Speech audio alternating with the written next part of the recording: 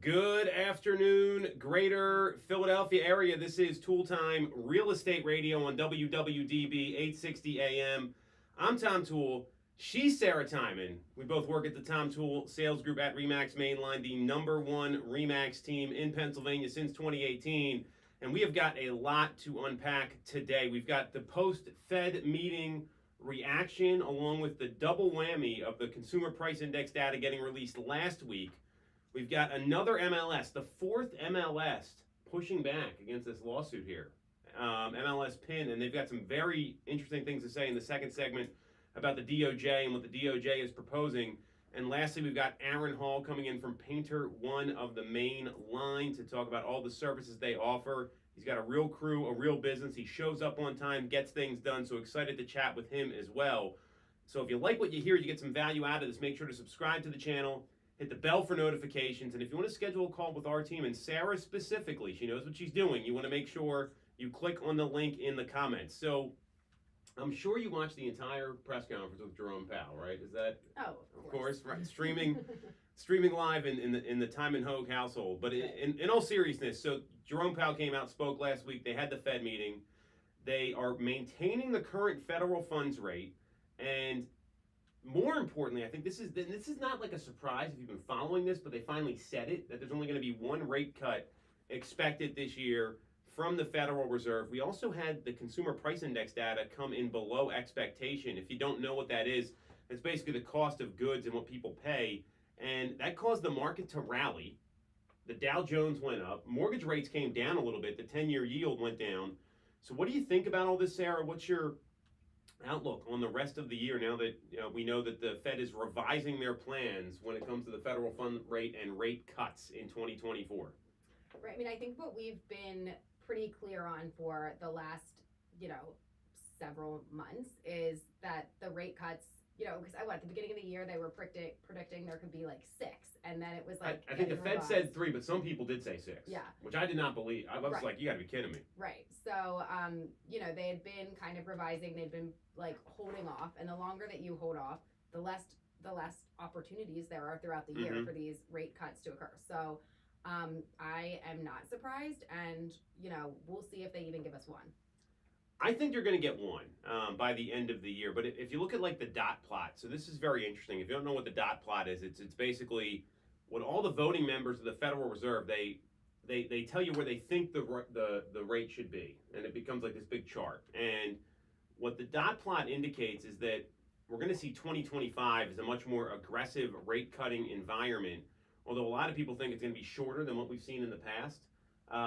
What this tells me is that all these people that have been saying, I'm waiting for rates to come down, I'm waiting for the market to move in my favor when it comes from an affordability standpoint, you're going to be waiting a long time. Because even if they do cut rates next year, a lot of experts are saying that it's going to be a shorter rate cutting cycle, so we may not see a lot of rate cuts in 2025. So, this is kind of expected. And what I also got from this is that the Fed is not deviating from their 2% target, that they are clear that they want to get to 2% when it comes to inflation. And there was a lot of questions that got asked after the press conference. I'm going to read a couple of the quotes here for you, Sarah. I want to kind of get your reaction here. So the first one was from the opening statements. And it said, my colleagues and I, this is from Jerome Powell, are acutely aware that high inflation imposes significant hardship as it erodes purchasing power, especially for those least able to meet the higher costs of essentials like food, housing, and transportation. Our monetary policy actions are guided by our dual mandate to promote maximum employment and stable prices for the American people. In support of these goals, the committee decided today to maintain the target range for the federal funds rate at 5.25% to 5.5%. So he mentions housing there, but then there was some question. This is what I want the reaction to.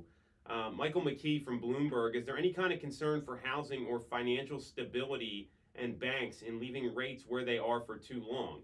And Jerome Powell said the housing situation is complicated, and you need to see that's a place where rates are really having a significant effect. Ultimately, the best thing we can do for the housing market is to bring inflation down so that we can bring rates down so that the housing market can continue to normalize. This will still be there will still be a national housing shortage as there was before the pandemic. There will still be one, but this distorts that we see now with lock-ins and things like that, low mortgages. And he goes on to talk about that. So, what do you think about this comment here? I mean, I thought this was pretty interesting, but I want to get your reaction. I mean, it makes sense. I think that when they go in and just adjust things and make a lot of shifts there on the back end, it causes uncertainty within the market. And I do agree that while like their target goal of where they want inflation to be at might be difficult to hit, bringing cost of goods down and then slowly tapering in the, being able to reduce the rate is like long term, I think, a plan that makes sense. Yeah, and I think that the issue here is we've got an inventory problem, right? And I think he acknowledged that, so I think that does make sense. I mean, they're just basically, what I take away from this is like, hey, housing's like an issue, but inflation's the bigger issue, and housing doesn't seem like it's going to, we're not going to see rates come down at all, and if they do, like if you get into a 4%, 5% rate environment, I think one of the questions you want to ask as an agent, if someone says this to you, is like, hey, so what do you understand about what happens when rates get that low? And someone's going to say, I don't know, or whatever.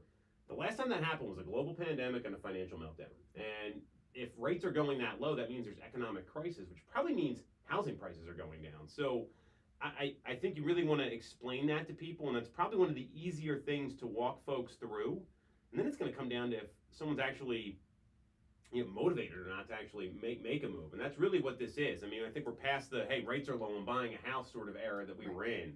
And I don't see the Fed really changing anytime soon. And we've seen some reactions, right? So like Fannie Mae, they changed their rate predictions a couple weeks ago. We've seen that if you look at Zillow and Moody's, they updated their home price forecasts, not ECasts, and they're predicting that, Zillow's looking at home prices actually going down 1.2%. Moody's is predicting an increase of 0.4%. That's obviously at a national level. It's going to be stronger in the Northeast than it is in the South, where Texas is above pre-pandemic inventory levels right now. Florida sees a lot of rising inventory. So I just look at this as like, this is just the next market cycle that we're going through, and it's finally going the other way. And the Fed seems to be okay with that because people aren't losing their jobs and the other things that we saw that happened in like 2008, or the pandemic for that matter. Right, but I mean, wasn't one of their sticking points earlier that they wanted a high unemployment rate? Well, they wanted a higher unemployment rate, and I think that unemployment rate's misleading because you got like part-time workers in there that are factored in. So, and the jobs market's been really strong. I mean, if you look at the May numbers, they added a lot more jobs than expected. So, I mean, for someone that we're like looking to hire people, like it's tough hiring people right now. So. There's that's going on as well. I just don't. I'm just clear. This is the market we're gonna get. Like there's no, like, Jerome Powell's not gonna save real estate agents. Right. He's not gonna save consumers. The people said if we finally got inventory. Remember how many times you say this? There's only some inventory. Right. Well, now we got it, and you have longer market cycles. You got to have price adjustment conversations with sellers. You've got to work with buyers longer. So this is just what real estate was like before the pandemic, and a lot of people are, it's 4 years later now. Right. Which is incredible that we're saying like that. Isn't that wild to think how long that was? Yeah. This is just what we're dealing with. So, you're dealing with buyers and sellers every day. What's your advice to them right now? Because I don't see the market really changing too much. This is kind of where we are. I mean, rates have come down, they're stable, it's predictable. What are you saying to folks? Right. I mean, you give them what we know right now, and we don't know for certain what will happen in the future, but we know that if you're somebody that's looking for the perfect rate, what is the perfect rate to you? And what if you never see that rate? Because there have been, as often as people put out their predictions for what's going to happen, they revise them. So there really isn't like a timing of it. You kind of have to figure out, like, with what you've got now, what your motivation is and what works for you. For sellers, I think letting them know there has, like, things have shifted a little bit, and to kind of be prepared for that and really look at the comps and talk about different strategies for how to make their property stand out, and for each seller and for each person out there, there's going to be different, I guess, like things that need to happen for the sale to be considered successful for them, right? So is it speed? Is it getting like the, you know, as much as they can out of the sale? But, you know, like there's different things that you need to line up and then just kind of talk to them about how to get there. So I think real estate is something that is always changing to some degree, and you need to know what's going on and then how to help your clients achieve their goals. So that is really well said. And here's the data that backs it up. So Skylar Olson, she's the chief economist for Zillow. She came out in a report published on Wednesday that said the effects of the rate lock owners holding on to their existing homes and low rate mortgages appear to be lessening over time, which I agree with. I mean, you're seeing some people, they moved just a couple years ago when they're ready to get into another house. And even as most outstanding mortgages have a rate well below what's currently being quoted on the market, this is easing. And she went on to add, home sellers are returning to the market but finding buyers hesitating. So you talked about getting your home to stand out, right? Well, now you got to do that. You have to market these homes. You got to launch them the right way. And fresh listings of houses rose significantly over the last year, outpacing sales and cooling buyer competition and home price appreciation. Zillow forecasts further price relief on the horizon, further injections of inventory, and mortgage rates expected to stay elevated through the year should temper competition. Now, I'll disagree there that I think this is going to be very local in terms of where the market is, because the Northeast, like we're in a very different space than the Sun Belt. We mentioned Florida and Texas and these other places. I mean, you can see the inventory rising a lot more there.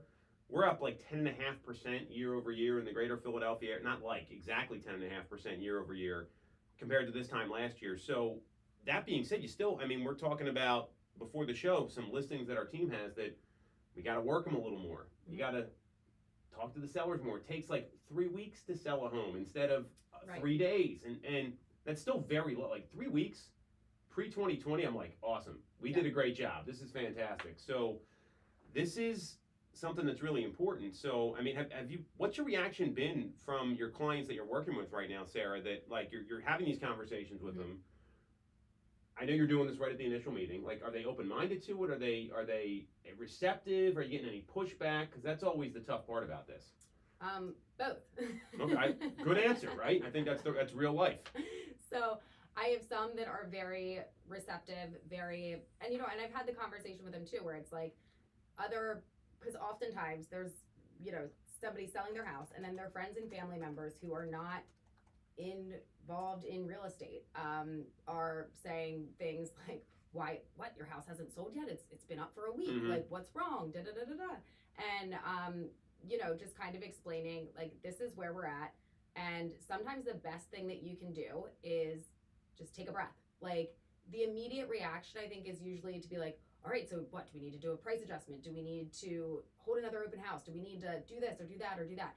This is like a weird time of year right now also, where school has now let out. People are doing those initial vacations maybe before they have to get back for certain camps and for certain things. So my advice is not to overread into, like, if a house hasn't sold in 2 weeks, it doesn't mean that it's not going to, you know?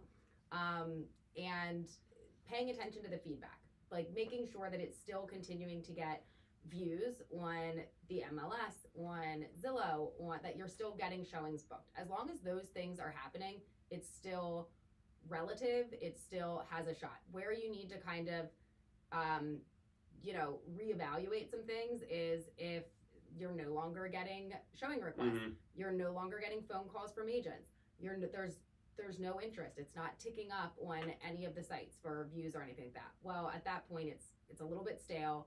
Something needs to be done. But especially for some of the more unique properties, it can take a little bit of time for them to have the right buyer come in and just take a breath. Well, and that's really good advice. I mean, if you look at the suburban markets, right? And I'm talking Chester, Delaware, Montgomery counties, Bucks County, the average time on the market's trending around 30 days. That's the average, right? So there's homes, half of them, taking longer than 30 days. In Philadelphia, it's around 64. So you got to know your market first and foremost, and that's the stuff you got to communicate to sellers because they're getting impatient. Well, hey, we're well below the average. 21 days, like that's not a bad number. And you're talking about activity, like that's where having those phone calls with your clients every single week on the listing side is so important. I would guarantee you're going to hear from me once a week. Like that's Right. part of the, and that's how our team operates. And if you're not doing that, because you don't need to talk every day, No. unless there's like a lot going on, but that means you're probably selling the place. Right. So, and especially as you climb in price, there's going to be less activity. It's more letting people know what's going on is important. And I like the, let's see what happens when you get to the market. We're not in this environment where every home's selling at a pretty incredible price, and it's still happening with a lot of homes. Mm-hmm. We've seen some of those, but it's also not happening with some others, and some houses aren't going to be for everybody. Right. You got like a busy road, right? Mm-hmm. Or maybe the floor plan's not quite right. Mm-hmm. There's going to be people that don't even look at those properties. Right. And then I guess also important to know from the beginning what is the most important to your client out of this, like as I kind of like touched on earlier, like is it we got to get this sold immediately? Mm-hmm. Is it like what is it? And then having that weekly touch point in case if it changes over time. Like maybe at first they're thinking we don't need to sell right away. We're going to try and like, this is what's important to us. And if you do start to accumulate weeks on market, things could change, and better to have that touch point and find Mm-hmm. out like, and that's okay if what you need out of the sale changes, but being able to just kind of gauge where they're at so that you can best like help them. Here's what the top stressors for sellers are, according to a Zillow report. Just to give everyone a perspective, some perspective here. 56% of sellers are stressed about not knowing if the home will sell within the desired time frame. So timing can be more important than price in some cases. They got to get somewhere by a certain time. 53% worry about not being able to sell the home for the price that they want. So timing is a little ahead of price. 52% were stressed out about an offer falling through. Think about how that disrupts everything. Like, you got a plan, we're moving, you recently moved, I did a couple years ago as well. You want all that stuff to kind of line up. Like, it's a real pain in the butt. 51% specifically found it stressful to time the sale of their current home with the purchase of a new one. High degree of difficulty there. More than half, 52% worry about making improvements to get the home ready, so what to do to prep it. And maintaining a market-ready home is stressful for 43% of sellers, and 39% stress about leaving the home for tours and open houses. No one really talks about that, but selling your home kind of sucks. Mm-hmm. So the more advice you can give people up front, like, hey, we're going to make this part easy. Here's our plan with showings. How much notice do you need? Mm-hmm. Before, it was you had to get out of the house entirely. Yeah. Remember when the overnight notice was like a thing? Mm-hmm. Because you have like kids or a dog, or you got to get the house ready, or maybe you work from home, which is more prominent now than it was 4 years ago. So these are the things that agents should be talking about with their clients, but also in this environment where we're seeing inventory rise, we're seeing rates kind of being persistently high, persistently in the sixes. I don't even like the word persistently high, because Mm-hmm. they're in that, like, I saw 6.5 yesterday getting quoted. Yeah. So that's really what this means, is that this is kind of the market that we saw before the pandemic, and everything Jerome Powell said, this is where we are. They're not going to do anything rash anymore. I think they're in wait and see mode now, which I like. And what one of the analysts said here after Jerome Powell spoke is that just because we're seeing numbers retreat, the Fed's not going to declare victory right away. They got to see a couple months of this trend, right, where the CPI data comes in a little lower. So that's why we're going to see probably just one rate cut this year. I mean, I think they want to see sustained inflation cooling, because that jobs report kind of threw everyone for a loop. It was going the other way for a while, and then bam, it came out, and it was way above, 80,000 jobs above. So we've talked about all this here. What do you think agents should be doing with their clients right now? Like, what's your parting shot here before we break to the next segment and talk about the DOJ, Sarah? I mean, I think, as always, find out the motivation from your clients, because that's going to be a big indicator of whether or not they're going to transact. So I agree with that. Find out the motivation, and then be on the offensive. I think for like your buyers, like, don't just set them up on a search and then wait for them to call you. Be looking for the properties that you can then individually shoot them and say, and at least try to like engage in a conversation about it. For like, what do you think about this one? Like, give me your feedback. Yeah. So that you can kind of continue to narrow in on things. And then I think at the same time, don't be afraid, unless if somebody's like, I must be in this school district or this neighborhood, don't be afraid to maybe send them something that's different than all the other things you've been sending them. Because if you're sending them all the same type of property, and for whatever reason they're not excited about it or they're not trying to do anything about it, present them with another option. Yeah, I love the taking control and playing offense, Sarah. I mean, you can tell we've been hanging out a lot because I say this all the time, right? And it's, no one wants an order taker in a market like this. Like, Right. that may have been okay for like a 24-month period when it was really hot. That's not the norm in real estate. So I'm not sure if these homes are going to be for you, but they're close. Mm-hmm. You want to go maybe drive by them first, see what you think of the neighborhood. 50% of buyers want their agent to help them find a home, right? And it's not just send them on what's on the MLS. And you're in a lot of trouble if you interview against one of our team members, because we tell people, hey, most agents have a 3-point plan. They talk to you once, they put you on a property email list, and they wait for you to let them know what you want to see. Like that's a very real thing. So I like that. And also I would say play offense with your sellers. And like, you never want to have the seller calling you. Right. That's not a good situation unless they're like calling you back. It's more, let's be proactive with the communication. Let them know what's going on. Here's what the options are so that we can get ahead of this. And whether it's a price adjustment, whether it's staying the course like you're talking about, certainty is built is something that builds trust, and certainty means people know when to expect to hear from you. So I think that's really good advice there across the board, and just bring solutions and bring options. Like we're not the decision makers in these transactions, but when you tell people, hey, here's our options, what do you want to do? That's so much of a better way to run your business. So we're going to take a quick break. We're going to come back. We are talking about the DOJ and the MLS PIN. We've got another controversy brewing here among the MLSs and the NAR settlement next on Toole Time Real Estate Radio on WWDB 860 AM. Shouldn't have to sacrifice great service just to get a great rate. At Mortgage America, we've been lending with this philosophy for over 35 years. We have access to great low rates without the complications and delays of big or online banks. We're a local Pennsylvania lender with loan officers that you can actually meet. As PHFA's #1 lender, we specialize in all residential mortgage programs, including first-time buyer programs and low down payment. You guys do anything with the summary going right on? Call us at 610-439-8000. We're doing a couple like MyMortgageAmerica.com. shorter things, like we're going Have you to considered a career in real estate? Do you want control over your income? not this Whether coming you have a weekend, but like license next or weekend not, we're call us going today, to 610 Ocean City for like a long weekend. 692-6976, or visit And- TomToole.com. Join our team, the Tom Toole Sales Group at Remax Main Where Line. you're saying Ocean City?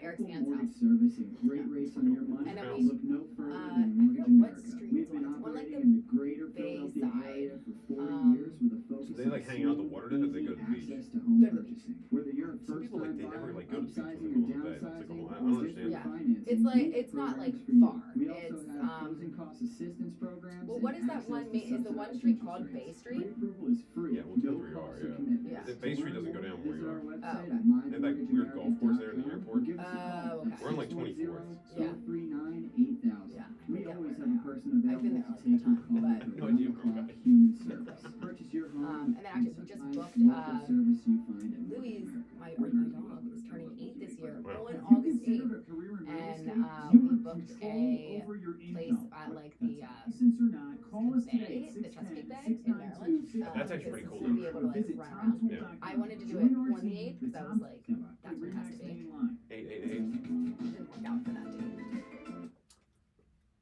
Welcome back to Toole Time Real Estate Radio on WWDB 860 AM. I'm Tom Toole. She's Sarah Time, we both work at the Tom Toole Sales Group at Remax Main Line, the #1 Remax team in Pennsylvania since 2018. And we're going to be talking about the MLS PIN. This is a Massachusetts MLS pushing back against the DOJ and their view of the NAR settlement. We also got Aaron Hall coming in from Painter 1 of the Main Line. He's excellent contractor in the area, someone everyone should be aware of, very reliable. We'll talk about them at the last segment here. If you get some value out of this, you'll like what you hear, make sure to subscribe to the channel, hit the bell for notifications, and that way you can stay up to date in terms of what's going on with the show here. So the MLS PIN, this has been really interesting. My laptop just died. Let me just pull this up. I don't want to get these quotes wrong. So the MLS PIN, they've come out and they've basically spoken out against the DOJ, which is incredible to me. This is the 4th MLS that has done this, and there was a statement about the proposed ban the DOJ had on having any sort of commissions on there, and the MLS PIN last Monday urged a district judge to reject the Department of Justice's arguments against the settlement with the home seller plaintiffs. And they went on to basically say this kind of limits free speech. It might be unconstitutional. Very, very aggressive article and statement from the MLS PIN. So what do you think about all this, Sarah? I mean, this is the 4th MLS in like 2 weeks, and a very influential one. You got the Northwest MLS, Bright, and the CRMLS are both offering concessions field. The Northwest MLS opted out of the settlement. Did anything happen with that yet? Like, did they? Nothing's happened. Okay. Yeah, I mean, I think they will continue. Like, this might not be the last one, you know? Like, just like in the lawsuit itself, there were all these, like, things that piled onto it. I think we're going to kind of see the same situation when kind of coming back and saying, we don't agree with this. Well, and you know, the MLS PIN, it's a broker-owned MLS. It's a little different than the ones that are tied in with NAR. And here's what the statement was. They went on to say DOJ's policy position not only goes far beyond what antitrust law requires, it also creates an antitrust problem for MLS PIN where none existed. MLS PIN cannot enter into an agreement to ban the publication of free market compensation offers without offending the very antitrust principles DOJ claims to be protecting. To impose such a ban through a federal injunction would also suppress speech that is protected under the First Amendment. So these guys are not messing around here. Like, this is not some, we disagree with this sort of statement. And the MLS PIN then points out that DOJ is not saying that sellers should not pay buyer brokers, but rather that the preemptive offers to pay should be entirely restricted. They go on to quote, DOJ never denies the sellers have the right to compensate buyer brokers. It only advocates arbitrary restraints on the communication of compensation offers according to the filing. That's from the DOJ. And you know, this goes on and on here. So, I mean, what I take away from this is that there's a lot of people standing up and saying that, hey, we don't agree with this, and this was working fine. And there wasn't while there was a forced offer, now you can offer 0 out. Like, I get those things, but you're telling a seller they can't sell their home in a certain way, which would restrict free. I mean, they're saying they're the middleman here. The MLS is not actually the decision maker here. The seller's the decision maker. The buyer's the decision maker. It's a pretty interesting argument. And they went on to point out that the current administration also directed the FTC to look into this. So the Federal Trade Commission, and they said here that they share responsibility over antitrust with the DOJ to exercise its rulemaking authority in areas such as unfair occupational licensing restrictions, unfair tying practices or exclusionary practices in the brokerage or listing of real estate, and any other unfair industry-specific practice that substantially inhibits competition. So a lot of finger pointing here, Sarah. How do you think this goes? I mean, I think that's like the smartest thing to do if you're going to fight back is to go in with all you've got, right? Guns blazing, yeah. Yeah, like no like pussyfooting around. I don't know if you're allowed to say that. I don't know if that's offensive or not. But like just rather than like being like, you know, slowly coming up when you're seriousness or you're pushing back, go in full force and you know, give it your best arguments and then see how it plays out. Now, with the it's August 17th that all of this is officially supposed to go into play. Do you think if more MLSs push back, but because nothing happens super quickly, would it be more likely that they push that date back, or they set fast to that date and then on the back end people try to get it changed? See, that's a great question. I mean, these are kind of separate suits here too, because the MLS PIN's not tied into NAR, right? So they're brokerage owned. So, I mean, I think we're going to see how this plays out, because this concessions field that Bright has, and I mean, it sounds like the same thing. Yeah. Like it's no different. So I'm interested to see how that's going to go. Right. I also know internally, like we have a lot of listings, right? We got like 40, 50 listings at a given time. I know we're developing systems that, hey, we're going to be 100% compliant with this because I'm not messing around with this thing. No. Like, and it's so, how do we communicate that? And what you're allowed to do is you're allowed to have a brokerage-owned site. But here's the problem. How many times do you get calls from agents that it says something like literally right in the MLS and they totally ignore it? Right. Right. The first move is just to call versus like, look. Yeah, reading apparently is optional for real estate agents. You don't know how to read things and understand them. So that's going to be an issue. I don't care what anyone says. Like think about this listing you got coming up in media, right? How many calls do you? Well, if you were to put an over under on number of calls, number of showings, forget number of calls, I would put it like 35 and a half in that first weekend. Yeah, I would agree. So it's a good line. Maybe we'll take some bets on this here. Not that that's legal or anything, but we'll. I'm down. All right. And so 35 agents calling you. Are you paying a fee? Are you paying a fee? That's hours of work. I mean, honestly, I feel like I would change my voicemail to just be like, hey, if you're calling about this, we are. Yeah, well, I think that's a smart move, and you know what and then how do you do that as an organization is the next step, because it can eat up your time when you have a hot listing anyway. I mean, think about the last time you had to review like 5 offers on a property. Like it's a lot of work. Getting it all squared away, sending it to the seller, navigating it all, and you don't want to overcomplicate it for them. So I see, like, there's a practicality standpoint nobody's talking about here. Right. Like for the agent that's selling 3 homes a year, sure, go for it. Right. For a company like ours, or I mean, you're going to sell 20, 30 homes this year. That's still a lot of work. I mean, that happens all the time. So there's a challenge there that I've got with this, and I think you're going to see more and more people push back against this. Now, the other question I got is this DOJ investigation was opened back up under the new administration once the election happened. So let's say the election goes the other way this time. Do you think this goes away? All this DOJ stuff? Because I mean, they're saying the DOJ was instructed by the current administration to look into these areas. Yeah. But I mean, once they start looking into stuff, well, I mean, I guess if they're specifically told to stop, would they? But like, I mean, once they start, would they just, or maybe they'd be happy to stop because they're like, we don't feel like doing this anymore. I don't know. I mean, like, that's. I don't know what, how bad they want to do it, I guess. I don't know. I mean, it just seems like there's a lot of, I mean, and, it seems like there's a lot of this going on. And for the people that are pro-business out there, because this isn't meant to be political, I mean, I think a lot of people kind of feel this way now with what's going on the past few years. So, yeah. So, I mean, what's going to happen with MLS PIN here? They're going to go ahead and publish compensation. You think more MLSs are going to do this, is what I'm hearing. Well, if you're allowed to do the concession field,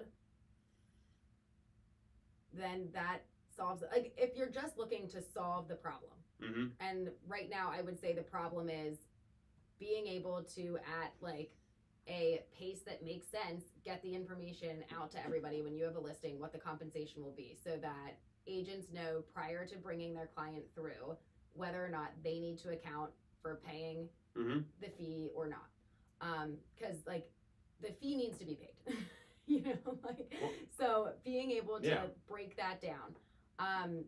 So as long as the information is readily available in a way that makes sense, now maybe it'll take people a minute to adjust like how they're looking at the MLS there for, all right, compensation or concession.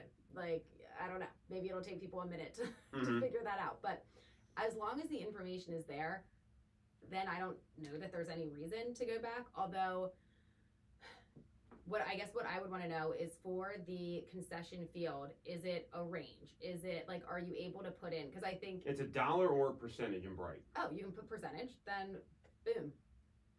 Like, I feel like, all right, call it something different, and like, way to spend a lot of like time, energy, money, lawsuit time to just change the name of the field. But like, fine, like, I don't care if you call it a concession instead of a compensation.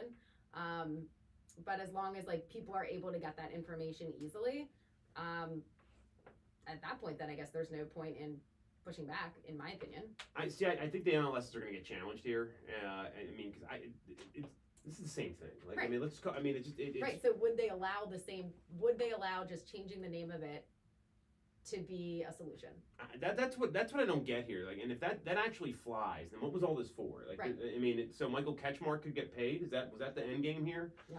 So, you mentioned, has anyone else opted out, right? Today is the deadline for the opt-in on the NAR settlement. So we're going to find out if anyone's opting in or opting out. Like Redfin opted in, Compass agreed to do some stuff. The 20th or the 21st, the DOJ is this is this week, is expected to update its position on the NAR settlement and two other real estate issues. And August 17th, MLS and buyer agents agreement rules go into full effect. So so there's and then on this Inman article they quote, for those hoping that the MLS's tech companies and individual brokers and agents will be able to develop workarounds, including posting commission information on websites or posting seller contribution info instead of commissions. There's concern that the DOJ could view any information shared anywhere verboten. I got to look up what that means. So I'm imagining what that means. Forbidden. Well, yeah, then this is some Latin word. It means forbidden. Yes, it does. That's good work. You nailed it. Good. I didn't know that. So It was a guess. it was a good guess, right? So I think that's what's. So the next couple days are going to be pretty interesting with this suit, especially if the DOJ is going to update its position, because you've got these MLSs coming out now, and they're saying this stuff. Now, I also argue the MLSs have a lot more leverage than NAR itself, because they're you got the MLS pin. They're contending an evaluation of the proposed class settlement doesn't require mini trial or fiercely disputed antitrust issues, but they want to deal with. I mean, there's all this legal stuff going back and forth. What's going to be really interesting is if the DOJ says you can or can't do these concessions, because Bright already rolled it out. Right. So, and I guess like they'd have to. Does it say when they would have to make the decision on saying whether or not they're going to allow it? So there's an expected update happening later this week. Oh, So, okay. That's part of that. Okay. June 20th and 21st. So this is from there was comments made by the DOJ attorney Jessica Leal during a May 21st status hearing in the Nozelek case, and she indicated the regulator would neither support or oppose the NAR settlement agreement, which led to the implementation of the sweeping rule changes this summer. And they did add that they don't want to see offers of compensation made anywhere. So that's been a sticking point for them. Like I don't see how you're able to do business like this. Like Right. If you want to talk about transparency, buyers should know before they Right. walk in, because there's going to be some agents that don't verify anything, and then it's going to be a big surprise for their clients when they get in there. I would book that right now. Well, and if their whole point is like this isn't to like protect, posting the compensation is not to like protect the agent. It's Mhm. like at the end of the day, the seller needs a buyer. The buyer needs to find a house in which to buy, right? For any transaction in real estate to happen. So, you need that information going in, and by not making it easily available, that's the opposite of transparency and the opposite of being helpful. Like, Yeah. because it shouldn't be a secret whether like where the compensation's coming from. If you want it to be transparent, Put it all out there. yeah, put it all. I couldn't agree more. And I mean, and so the DOJ came out yesterday and they responded to a new court filing stating that a rehearing of the NAR settlement is not warranted, and they argue that the three-judge panel's fact-bound decision is correct and doesn't conflict with any decision of the Supreme Court or any appeals. So I mean, they're supporting this now. The vice president of communications for NAR said that they're going to continue to champion their members, home buyers. Great. And they're working to ensure the DOJ is held to the terms of the 2020 agreement. That's the thing that like no one's talking about. They already agreed that everything was fine anyway. So, not fine. They already agreed to changes, and it's so I mean they're saying that there's no rehearing needed of that particular that decision where it was signed, like everyone agreed to it. So I mean the DOJ, something changed internally with the DOJ. Like that's very clear. I think Right. with the theory that the new administration had something to do with it is probably accurate. Whether or not whatever side of the aisle you're on, when something's agreed to and signed, it should be honored. Like that's basic contract law. Right. Stay tuned, everybody. That's what I'll say. I mean, this is our NAR settlement segment that we just have every single week here because it's that big news. So why don't we take a quick break? We're going to come back. Painter won, I believe, and Aaron Hall, he's on his way up here now. So let's take a quick break. We'll talk about him next on Toole Time Real Estate Radio on WWDB 860 AM.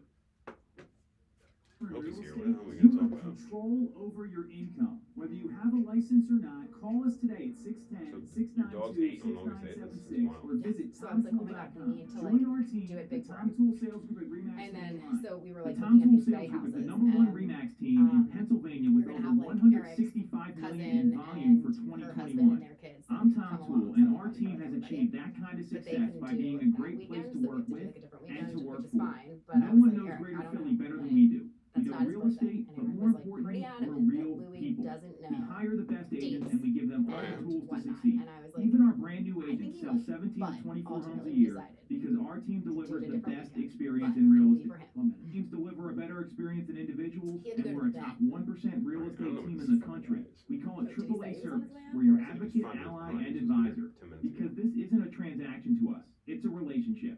If you're buying or selling a home, call the Tom Toole Sales Group at RE/MAX main line at 610-692-6976 or visit Playing with dueling tomtoole.com. chargers here. That's tomtoole.com.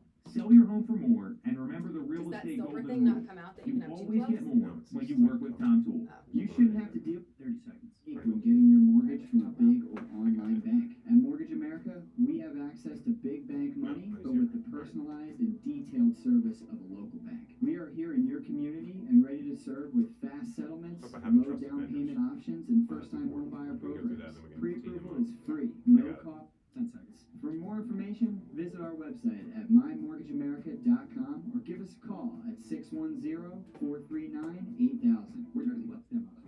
The Tom Toole Sales Group is the #1 RE/MAX team in Pennsylvania with over 165 million in 21. Oh, good. All right. I'm Tom Toole, and our team has Okay, achieved so that like, kind of I was in success by Emmanuel being a University great from place 10 to work a.m. with we left at and 10, we to got work on for. 5 for the girls' No dance one routine. knows Greater Philly better than we We do. had 9 We dances, know right? real So that's estate, cool. but There's more 51 importantly, fucking we're dances. real Like, people. Jesus We hire the Christ. best agents and we give them all the tools to succeed. Leo wasn't there. Even for our either brand one. new Leo didn't agents wanna sell be- 17 to Yeah. 24 Maybe homes just a leave year it, like, because see our the team girls. delivers the best experience in real estate. That's brutal. Teams deliver a better experience than individuals, and we're a Did you top dance when you were 1% real estate team in the country. We call it I AAA did, service, ballet where your for, advocate, like, ally, one and advisor. season. This is very Because this intense. isn't a Like, transaction like to 5 us, different it's a things. I was relationship. not a. If you're buying or I did selling a not home, stick with call the it. Tom 600 Toole bucks Sales on Group at freaking RE/MAX main Yeah. line at 610-692-6976 or visit tomtoole.com. That's tomtoole.com. Sell your home for more, and Some remember the real contractors estate have golden vendors, rule. right?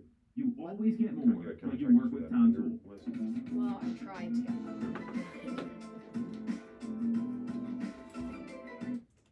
All right. We are back on Toole Time Real Estate Radio on WWDB 860 AM.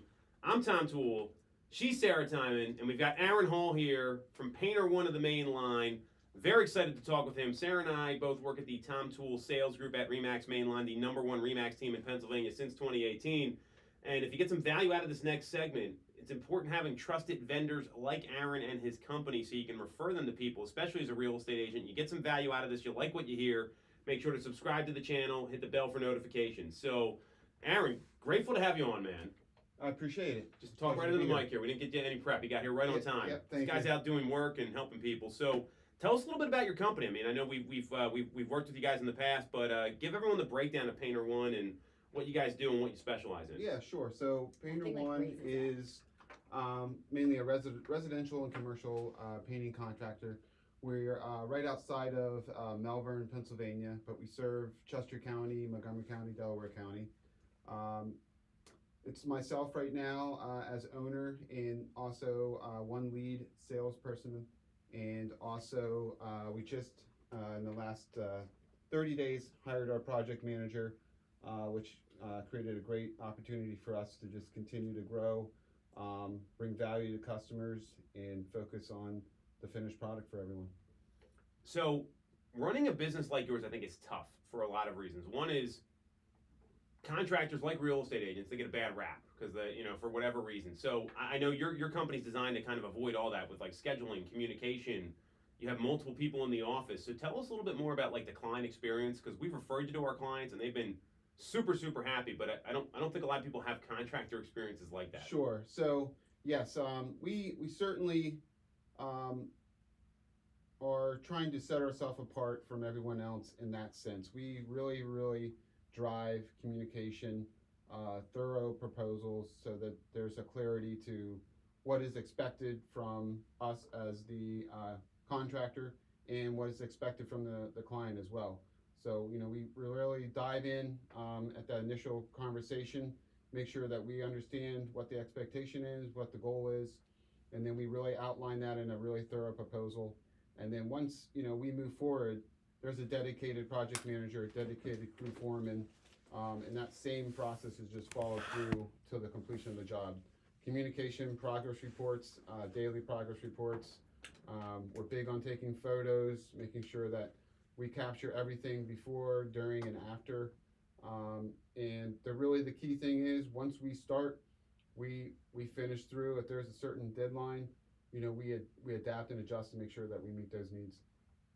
What kind of lead time do people typically need to order, or not order, but book a job? Yeah, so that's what we're doing really. What I feel and I learned from the days of COVID was I don't want to just be the only one that knows how to estimate. Mhm. So anyone that comes in the painter one is my business is they'll learn their current role, but they're also going through steps to be certified. I basically certify them to be able to estimate. So if I can't make an estimate because I'm at a radio show, and someone calls in and says, "Hey, I need an estimate right now," there's two other people in the office that can do that. So, and we always have someone on the phone responding to all the leads coming in, so we can really turn it over in less than 12 hours. Typically, if it's a very simple proposal, we can do it right there on the spot. That's awesome. Well, I think it's having multiple people in the office. I mean, the big challenge, I think, with a lot of contractors, it's like a one-man show, and you got to do it, or a one-woman show, or one-person show, and you do it all yourself. But when you have, like, a staff and, like, communication, like, I love picture updates, right? Like, your customers must love that stuff, because then they can see what's going on. They're not stressing out about you doing the job. What's the reaction been from the customer side? It is. So I actually had this happen a few weeks ago. I never met the client. It was a rush request for interior painting project. They had a lockbox on the door. I said, okay, you know what? I can dart down there now, take a look at it, put a proposal together, send you everything. She said, call me if you have any questions. I said, okay. I went down there and did my measurements, took photos, then outlined everything in the photos. Paint here, don't paint here. This is what I see. This is what I suggest. I sent her the proposal. She sent right back, this is beautiful. I've never experienced this. I didn't have to get on the phone and answer questions. You knew exactly what needed to be done, what we were looking for. How soon can you start? So that's really the key to the software that we have for the photos. Really gives us that in-person feeling when we can't be there in person, but it also just really cleans up that expectation for everyone. And so you have like a variety of services here. I'm on your website right now. So there's like interior stuff, exterior, commercial, texture removal, share a little bit about that, because I don't think people realize everything a painter can actually do. Yeah, so we certainly are focusing on the residential repaints. So we really our key is making sure that we do each of these steps thoroughly. So interior wise, we know how to prep the walls before we paint, and that's really crucial to the painting process. Throwing the paint on is easy, so we really make sure that the customer understands that process, what we're going in and doing there. When it comes to exterior, same thing. We're doing things differently with the pressure washing. We're not actually pounding away on the surfaces. We're using chemicals to help get the dirt, the debris, the grease, all those things off that would cause a chemical reaction during the painting process. Cabinets are a whole different ball game. That's the biggest one you have to prep. You really have to know the products. Make sure you're priming. Make sure you're sanding before you do things. Dry time is very important there. Exterior decks. Biggest thing there, moisture. So we do a moisture reading during that visit to make sure that this deck can actually get stained or painted before we actually do it, or we're causing problems for ourselves down the road. So there's a lot of back end things that we do sometimes during the process of the proposal, and then sometimes we'll get into a project and we'll identify something and we'll have to go research it, or we'll refer to some of our specialists at Sherwin-Williams or Benjamin Moore and say, hey, we need some help with this, and we're not afraid to do that and share that with the customer. Well, I'm sure that there are customers of a wide range, where some are like, come in, do it all, and then there's others that maybe are like, well, can I do some of the prep before you get out there to save costs? And have you had situations where they tried to do that and then actually ended up having to pay more because you had to correct their prep? We certainly have probably run across that. Again, that all starts in the estimating process, where we really clarify everything and really outline those expectations that say, hey, if you want us to just come in and paint, then this is what we expect and we need from you before we can do that. And we'll probably put in our proposal or estimate and say, upon starting the project, we're going to review to make sure everything's in prep condition for us to do our job correctly. Yeah. And then we'll have those conversations if we need to help them out and adjust those things to make sure that everything's done correctly, then we do that. So, I mean, you got this killer team around you. You have a great process. So, when it comes to, like you said, you're really focusing on the residential side.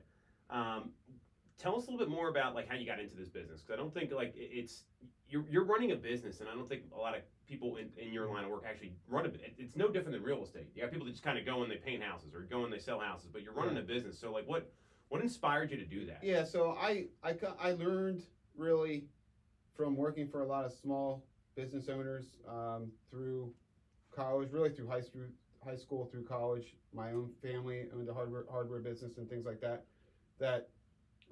It was very important to have someone working on the business, growing it, making sure that every step is being checked and balanced all the time, creating SOPs, creating CRM systems, creating everything that would make your business just run if you went on vacation tomorrow or whatever. If you stepped out, got sick, whatever it took. So I always liked that part of it. I always wanted to own my own business. My wife and I, were in a very good point in our life where she knew this was a dream of mine. She said, okay, we can do this. Go ahead and pursue it. So we went out and we did it. And I'm enjoying this part of becoming a business owner, experiencing that. There's ups and downs, but it's very fun when everything's working correctly. There's definitely ups and downs in business. I mean, I think every day is like a roller coaster. So, I'm looking at you got a ton of reviews here. So, I mean, what's the best way? And is the best way to go to the website for people to get in touch with you? It is right now. That's certainly the best way. Once they log in there, they put in their information. It's going to go right to our CRM system, alert us immediately, and we'll reach out. So it's painter1, the number one.com/main-line. So painter1.com/main-line. Best way to get in touch with Aaron and his team. So what's like the wildest situation you walked into in a house? I know there's been some crazy stuff you've seen going into people's houses that we've seen. What about, you're going into people's houses. Crazy stuff happens. Yeah, It's going to tell us after the show. Yeah, I would say really it just, I had one that was just, unfortunately just had a ton of cats in it. So I think as realtors, you've definitely come across houses like that where cats can create a whole different obstacle for you. So, again, had to have this conversation, overcome that. We had to work with the cats in the house. So we really just kind of quarantined things, broke it up into sections, and got ourselves through it. Yeah. So you had to quarantine the cats. Yeah. So we were at an appointment one time, and the woman lost her cat, and Sarah and I were there, and then she's very stressed out about this. You want to explain this? This was probably the worst cat situation we've run into. Yes, we felt so bad. Like we went out to do a listing consultation. We're there for quite a while, and yes, upon our arrival there, she could not find the cat, and it's supposed to be an inside cat. And so throughout the course of the meeting, every 10 minutes or so, it was just like, oh my gosh, where's this cat? Where's this cat? I felt terrible. As we were getting ready to leave, she was like, oh wait, here, I forgot to show you this coat closet. And she opened the door and the cat ran out. So we were like, we were worried we weren't going to get the listing. Yeah. That's how bad that was. Yeah. Oh my gosh. So it's painter, the number one.com/main-line. So Aaron, tell us a little bit about you and your background. So, you said you worked for a lot of small business owners. How did you get into painting? How did that become the business that you ended up starting up? Because it's obviously doing well, very successful. Yeah, sure. So, father, grandfather, all worked for NVR, Ryan Homes. Okay. It's a home building up and down the East Coast. And so I was always around new construction. Outside of college, I continued in their footsteps with a small builder, and really just kind of gravitated towards the drywall and painting into things. And then you know, through researching and things like that, really saw that painting is something that's not going away, always is needed. Fewer people are wanting to do these types of activities on their own. So it really just kind of set me up to kind of go that direction. Awesome. Well, I think that, you know, the best businesses solve a problem, and I don't know about you, Sarah. I hate painting. I would never want to do it. It takes forever, and I screw it up, and then I have to call you anyway. So I'm right there with you. So Aaron Hall, painter, the1.com/main-line. That's where to get in touch with them. We've had many clients use them. Super happy, high expectations. These are the people you want to call. That's it for this week's episode. You want to follow Sarah? She's at Ty_Ty Time. You can follow me at TomToole3RD, both on Instagram. And we'll be back next week on WWDB 860 AM. Perfect, man. That was cool. We'll get you all the footage and stuff too.